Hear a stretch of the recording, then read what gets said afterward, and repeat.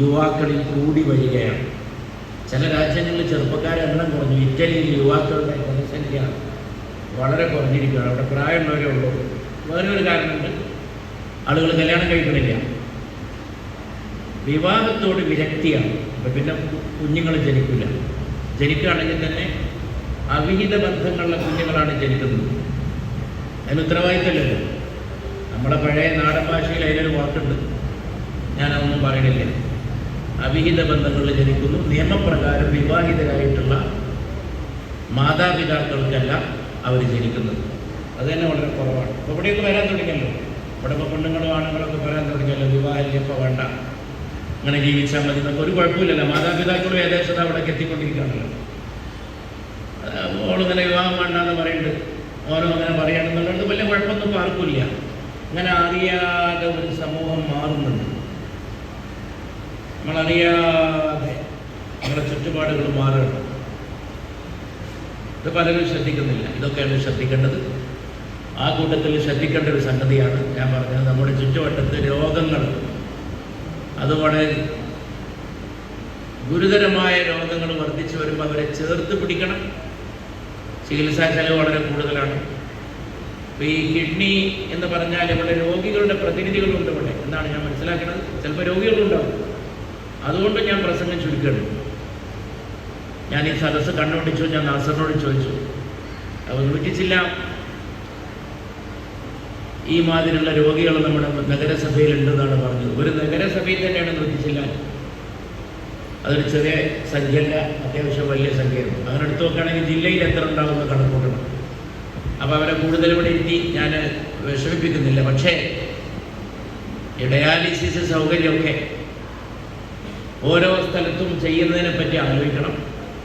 Municipality ഇന്നല്ലെങ്കിൽ നാളെ ഇത്തരം അജണ്ടകൾ ഏറ്റെടുക്കേണ്ടി വരും. ഒരു നിവൃത്തിയില്ല. അതൊക്കെയാണ് വേണ്ടത്. അതിനുള്ള സംവിധാനം ഒരുങ്ങട്ടെ. അതൊന്നും ആരും ചിന്തിക്കാനോ എവിടെയെങ്കിലുമൊക്കെ എപ്പോഴേ ഉണ്ട്. ഞാൻ കഴിഞ്ഞ ദിവസം താനാളൂർ ഒരു ഡയാലിസിസ് സെൻ്ററിൻ്റെ ഉദ്ഘാടനത്തിന് പോയി. ഇവിടെ പുതിയ സെൻ്റർ ഉണ്ടായിരിക്കണം. 8 രോഗികളെ ഡയാലിസ് ചെയ്യാനുള്ള സൗകര്യം അവിടെ ഉണ്ടെന്ന് പറഞ്ഞ്. 8 പോരല്ല, ഓരോ സ്ഥലത്തുണ്ട്. പുതിയതുണ്ടാകുമ്പോൾ എന്നാലും വലിയ ആശ്വാസമാണ്. അപ്പോൾ നമ്മുടെ അടുത്തൊക്കെ ആൾക്കാർ ഡയാലിസിസിന് വേണ്ടിയിട്ട് ഓരോരുത്തർ പറയും, ഇവിടെ ചാൻസ് കിട്ടുമെന്ന് എവിടെയെങ്കിലും പറഞ്ഞ് ശരിയാക്കി തരുമെന്ന് പറയുമല്ലോ. അപ്പോൾ നമ്മൾ ബുദ്ധിമുട്ടാറാണ്. കാരണം ഈ ഡയാലിസിൻ്റെ സംഗതി എന്താ പറയുന്നത്, ഒരാൾക്ക് പുതിയ ഒരു ചാൻസ് കിട്ടണമെങ്കിൽ ഒരാൾ മരിക്കണം. ഇതൊക്കെ ജീവിത യാഥാർത്ഥ്യങ്ങളായതുകൊണ്ടാണ് ഞാൻ ഇങ്ങനെ തന്നെ പറയുന്നത്.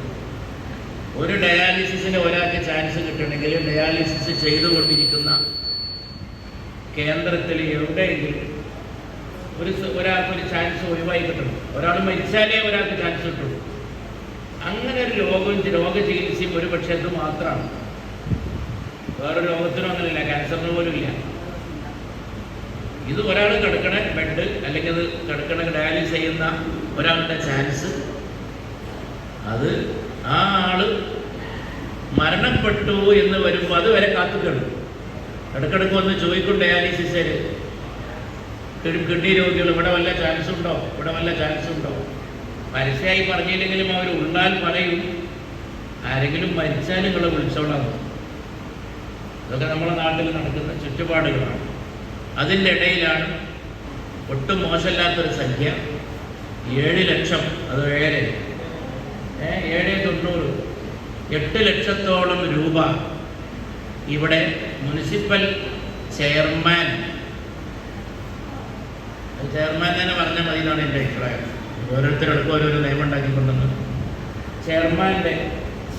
ചെയർമാൻ്റെ ഫണ്ടിലേക്ക്, ചെയർമാൻ്റെ ചികിത്സാ ഫണ്ടിലേക്ക് ഹൈദരലി ശിഹാബ് തങ്ങൾ ഫൗണ്ടേഷൻ കൊടുക്കുന്ന ചടങ്ങായതുകൊണ്ട് വളരെ നല്ലൊരു സംഗതിയാണ് ഇവിടെ നടക്കുന്നത്.